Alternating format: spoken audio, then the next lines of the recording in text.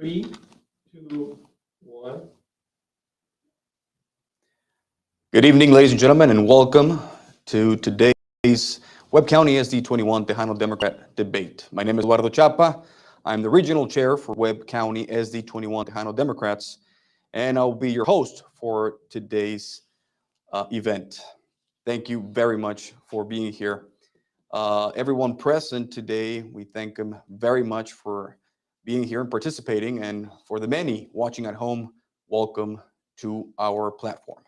We want to thank 24/7 Laredo and Liquid Studio for partnering with us and making this possible for everyone to see. I understand that all candidates from these local races have been personally invited, and we want to thank each and every one of them, and especially the ones that are here participating with us today. Everyone present here today has been asked to present a COVID negative test prior to this debate. Each candidate has the same equal amount of time to answer any question. No candidate has received any questions in advance or prior to this debate. All candidates will be able to give their opening and closing remarks or statements. Opening statements and questions will be asked in order of which the candidate appears on the ballot. The questions for tonight's event have been derived from our debate committee members, and it's crucial to understand that everyone had a say-so for these questions to be asked.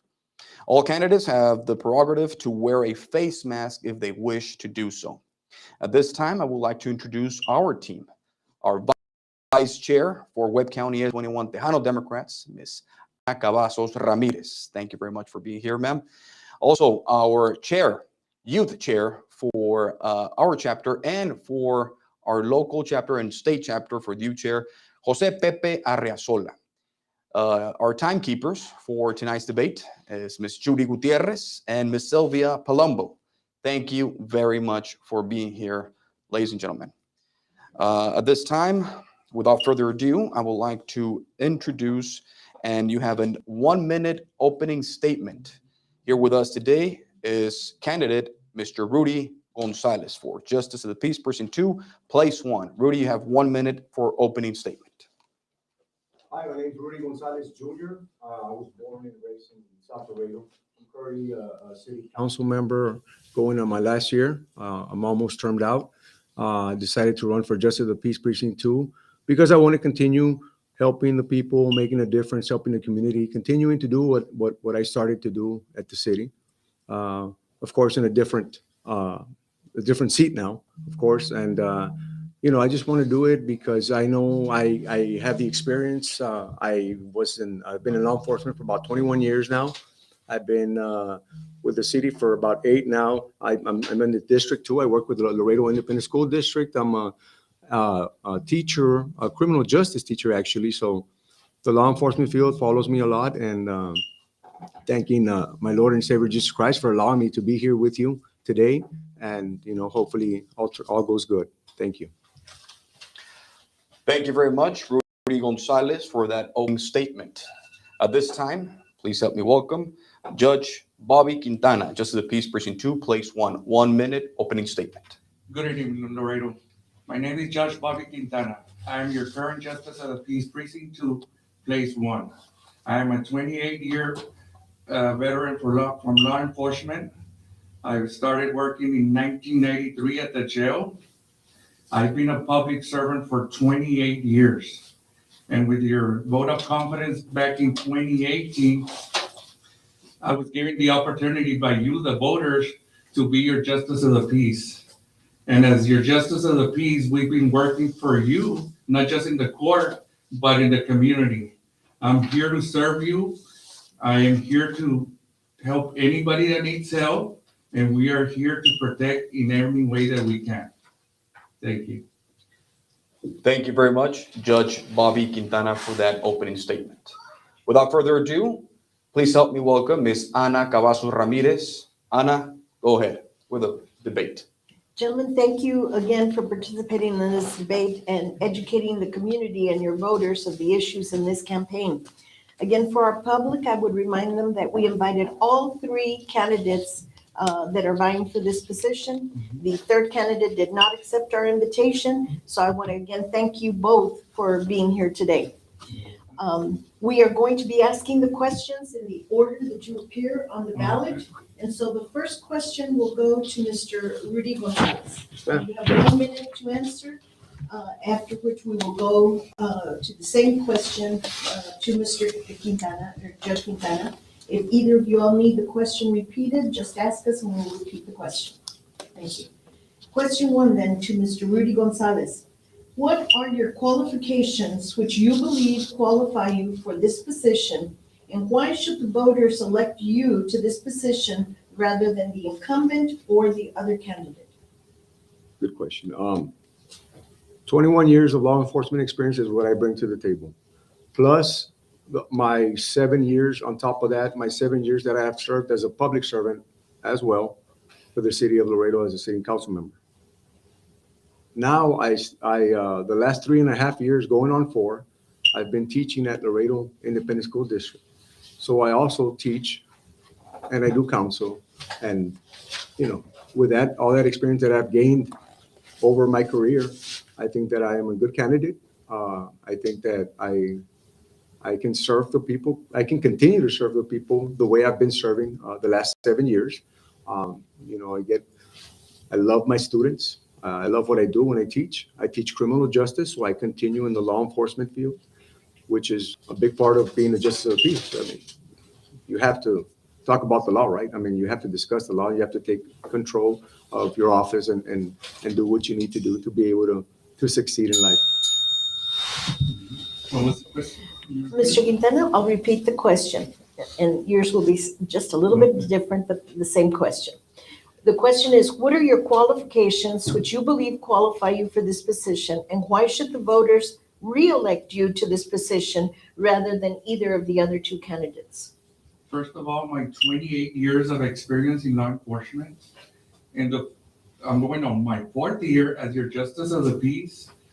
The experience that I have gained there in the courtroom is nothing that compares to hearing cases or knowing about them. I hear them. I got to decide on them. So that puts me in front of everybody that I'm very capable, and we've been doing the job. I mean, you can see the communication we have with UISD, with truancy. We brought it a long way. We brought the office a long way with technology. We're there to help you. I've experienced so much in these 3 years. I'm starting my 4th, but with God willing, your all help and your vote, we will continue to work for you. We just don't work in the court. We're out there in the community giving back to the people in any way that we can. Thank you. Buenas noches, juez. La primera pregunta va a ser para usted. Las preguntas que yo voy a hacer van a ser en español. Esperamos que puedan responderlas para su público y sus electores en español. ¿Cómo se han visto, esta pregunta es para usted, señor Quintana, cómo se han visto afectadas las operaciones de su oficina por la pandemia y cómo han continuado brindando servicios durante la pandemia y qué procedimientos ha implementado para continuar brindando servicios a sus electores? Nunca paramos de trabajar. Nosotros siempre estuvimos trabajando durante la pandemia. Gracias a Dios ya teníamos el programa de Zoom antes que llegara la pandemia. Comenzamos a usarla en febrero, la estábamos probando y cuando vino la pandemia estábamos listos. Esas son cosas que la Corte siguió trabajando porque la Corte no puede parar. Necesitamos adapt para la pandemia o para cualquier cosa y para la Corte siempre tiene que estar lista porque tiene que haber justicia para la gente. La justicia a veces se tarda. Si los paramos por la pandemia o X razón, no hay justicia. Yo estoy para dar justicia y siempre hemos estado trabajando. Por eso ya teníamos el programa de Zoom y pues la Corte nunca se cerró, siempre estuvo abierta. Gracias. Mr. González, la pregunta, ¿cuál es su opinión sobre la forma en que el juez ha brindado los servicios durante la pandemia y qué procedimientos implementaría para continuar brindando servicios a sus electores durante si esta pandemia continúa? ¿Le repite Sí. la pregunta, por favor? ¿Cuál es su opinión sobre la forma en que el juez ha brindado los servicios durante la pandemia y qué procedimientos implementaría para continuar brindando servicios a sus electores durante esta pandemia, si es que continúa? La pandemia fue algo que nos afectó bastante a todos, a todos, a todo el pueblo, a todo el condado. Lo que ha hecho el juez que dice del trabajo que nunca se cerró ni nada de eso, no, está bien. Los servicios que ha dado, eso está en la gente. Ellos son los que te dicen si los servicios son buenos o no, ¿verdad? Pero hay también servicios en las otras cortes también que de lo mismo, en los otros recintos. Todos tienen el material que necesitan para poder servir a la gente, ¿verdad? Continuar sirviendo a la gente. ¿Qué cambiaría yo o qué puedo hacer yo diferente? Estará bien ya entrar, porque eso es lo que pido, ¿verdad? Lo que venga. Pero si entramos, nosotros pues podemos implementar más, cambiar las cositas un poquito, ¿verdad? Para lo mejor de la comunidad, para seguir trabajando con la comunidad. Muchas gracias. This next question will be to Mr. Gonzalez. Mr. Gonzalez, we assume that you're running for this position because you believe you can do a better job than the incumbent. If elected, what changes do you intend to make or bring to improve the operation and the services that the court provides to your constituents? I plan to continue to stay humble. Without that, I can't get anywhere. But once elected in office, you have to be sure to check and inspect, make sure that the office is being run the way it should be, or was being run the way it should be. But you also have to evaluate all staff members. You have to. Are they best fit here? Or maybe you can put them over here in a different, with tickets, citations. Maybe this person can do better here. You have to evaluate everything that comes with a position. So, changes will come. Changes are good, positive changes. We're not going to come in there and make those drastic changes like people do, or others have done in the past. We're there for the people, and we're there to make positive changes, nothing negative. Continue bringing in great programs, a lot of programs for our youth. Okay. To Judge Quintana, the question is, you've been in office for 3 years and presumably learned some things that work and others that maybe don't work in the operation of the court. If reelected, what, if any, changes would you make to improve the operation and the services that the court provides to your constituents? We will keep improving in any way that we can customer service. All my staff is cross-trained from civil division to collections to traffic. All of them know every department. So that's one thing we did. As soon as I came in, I'm like, you all need to know every single department. And right now, everybody has been trained for every single department. They know what they're doing. And that's why we give the best customer service that we can be giving out there. We don't have people that they have questions and no answers. We got answers for everything. Why? Because they were cross-trained. We work together, and all that is to better the community, to give service. That's what we are, public servants. We're here to serve you. So as soon as I came in, that was my first thing to do, and we accomplished that, and we accomplished everything I said in my platform. Thank you. Ok, juez, esta pregunta es para usted. ¿Los ingresos producidos por esta corte ayudan a pagar los gastos de las operaciones de la corte y son ingresos para el condado de Webb? ¿Cuántos ingresos de multas y cuotas produce su corte y qué harían los próximos 4 años para mejorar esos ingresos? La corte, hay 2 cortes en el sur de Laredo. La corte de nosotros trae como 70% de lo que se cobra en los boletos, en las cortes que se oyen, porque cuando yo entré ahí, hay boletos desde 1998 que nomás estaban ahí, no se estaban cobrando. Nosotros les mandamos un aviso por correo, llega la gente, se les comienza a cobrar y es un dinero que le traemos al condado para que haya más cosas, para que haya más dinero para el departamento de Road and Bridge, se va para el General Fund, se va para la oficina, para la agencia que dio el boleto, o sea, todos hacen dinero, pero había muchos boletos ahí desde 1998, perdone, y es dinero que nomás estaba ahí. So, es dinero que ahorita se está pagando y sale el condado adelante con esas cobranzas que hacemos. Gracias, juez. Mr. González, la pregunta, igual para usted, los ingresos producidos por esta corte ayudan a pagar los gastos de las operaciones de su corte y son ingresos que al igual son para el condado de Webb. ¿Cuántos ingresos de multas y cuotas produce el tribunal? Y más bien, ¿qué haría usted en los próximos 4 años para mejorar los ingresos? Seguir, para poder arreglar el pasado, tenemos que empezar en el pasado para llegar al presente. Si dicen que hay boletos de 1998, pues tenemos que arreglar todo lo que tenemos en el pasado. No, tenemos que tener un sistema en lugar donde podamos arreglar lo del pasado y a la misma vez estar arreglando lo del presente.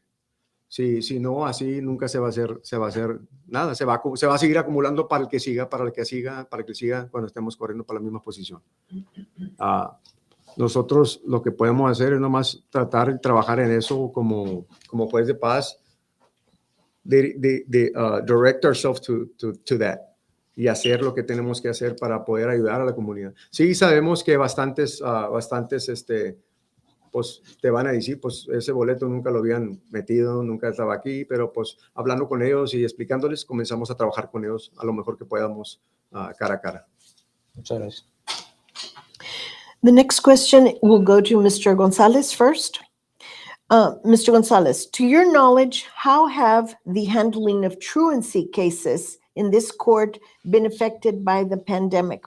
And what would you do to move these cases along in your court if we have a prolonged pandemic? And even if we don't, how would you move these cases along in the future? Well, I know the court's a little small and sometimes you might have a heavy load of cases. That's why it's important. Communication is the most important thing here. Be able to speak to other entities, be able to speak to both districts, not only UISD, also involve LISD. Try to get them all together to see what programs we can bring or what we can best do together as a team to be able to oversee these types of truancy cases. Truancy is very tough, and we all know that. We also have to figure out where it starts. It starts at point A, at home. We have to realize that that's where everything starts. Without knowing that, the starting point, it's difficult for us to be able to make decisions as individuals. That's why it's important to speak to the principals, to speak to the counselors, to have your own counselors. That would be something that I would want to bring in, a position for a counselor. It might be difficult, but it can happen. Okay. Question to Judge Quintana. How have the handling of truancy cases in your court been affected by the pandemic? And what have you done to move these cases along in your court if the pandemic is prolonged? And what will you do in the future to move these cases along? Like I said, we never stopped working. We never stopped hearing truancy cases. We went via Zoom, and everything starts with the district, which they work. We have a great relationship with the district. We follow up on people students that have not been enrolled. We call the parents. We have PTC. I meet with the principals. And when we get to the court, it's not just about why are they absent? What's the reason that they're absent? That's my job, to find out what causes this child not to be attending school. Is it bullying? Is it financial? Is it marital problems at home? Is it drug issues?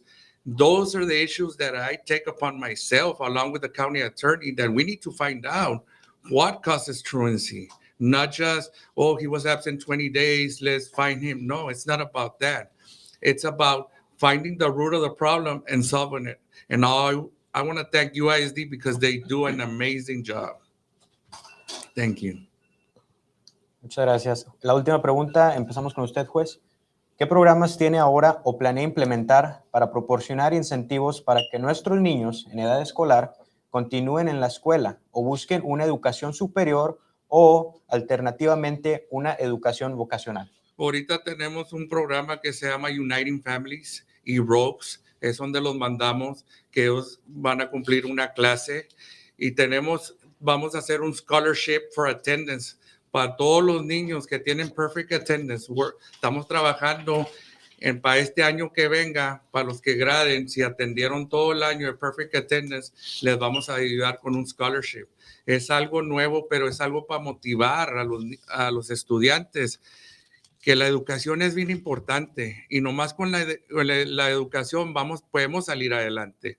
Sin la educación vamos a batallar para tener trabajos, para tener buena familia, para tener trabajos, para tener una buena casa, porque la educación es bien importante. Y yo como juez, yo tengo una responsabilidad de estar ahí para todos los estudiantes en cualquier manera que yo pueda. Yo estoy ahí para ayudarles y programas para traer. La pregunta, ¿qué programas tiene ahora o qué programas planea implementar para proporcionar incentivos para que nuestros niños en edad escolar continúen en la escuela o busquen una educación superior o alternativamente una educación vocacional? Tengo dos programas ahorita que tengo en mente. Uno de ellos se llama el True Program. Esos yo los voy a empezar con el favor de Dios si entramos. El True Program es Trust, Respect, Understand, and Excel. So, en eso vamos a dedicarnos mucho a los estudiantes. And that will tell absences, por qué está pasando lo que está pasando en las casas o en la escuela o con amigos o qué es la problema, ¿verdad? Tenemos también el HOPE, que es el Heart Outcomes and Prevention and Evaluation. We'll make sure, nos aseguramos que nos juntemos con las consejeras, con los de la escuela, con los 2 distritos, con todos los que puedan apoyar para poder trabajar en estos proyectos, pero también con el otro juez de paz que está ahí, porque pues de 2 a hacer estos proyectos juntos podemos ayudarle a bastantes. Más fuerte. Gracias. Thank you both, gentlemen, for participating in this debate. The goal of our organization, Tejano Democrats, is to educate the public on the issues and the candidates and where the candidates stand on some of the issues. It is important to have an informed electorate.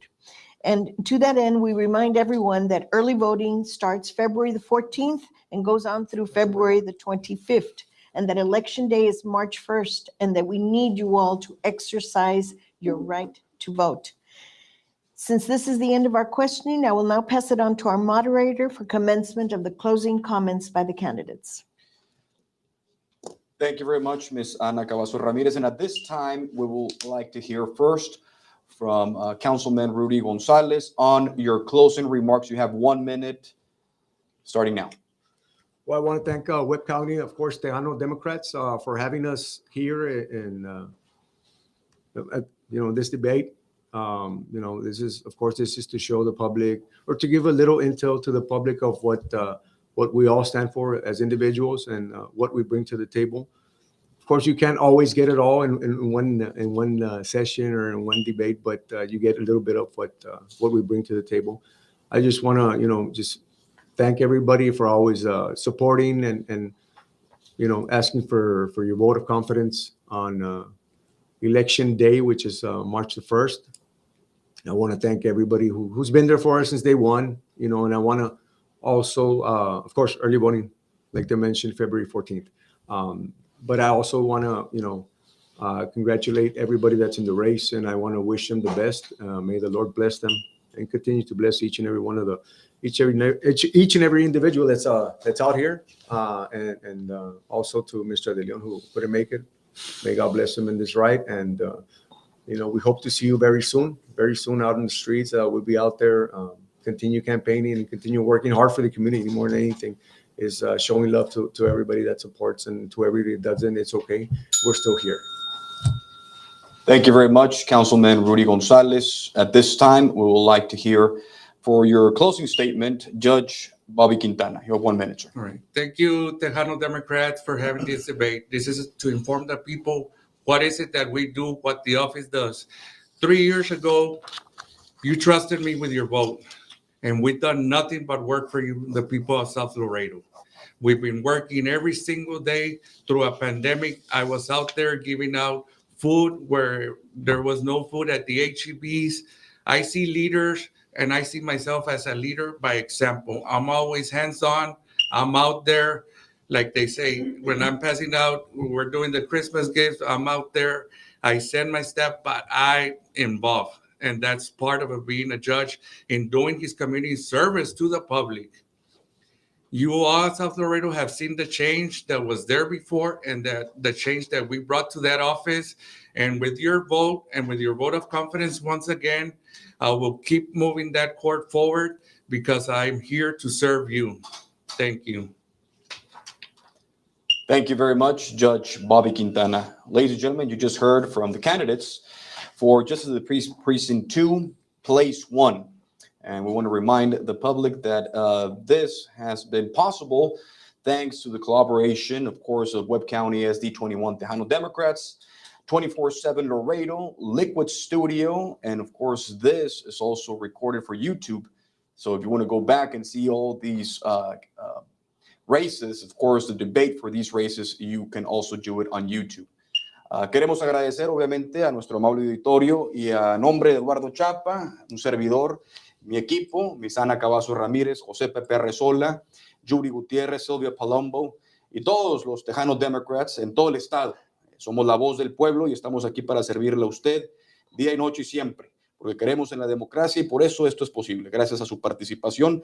Le recordamos que febrero 14 empieza la votación anticipada, todo hasta el 25 de febrero, y el día de la elección es el marzo 1 de este año.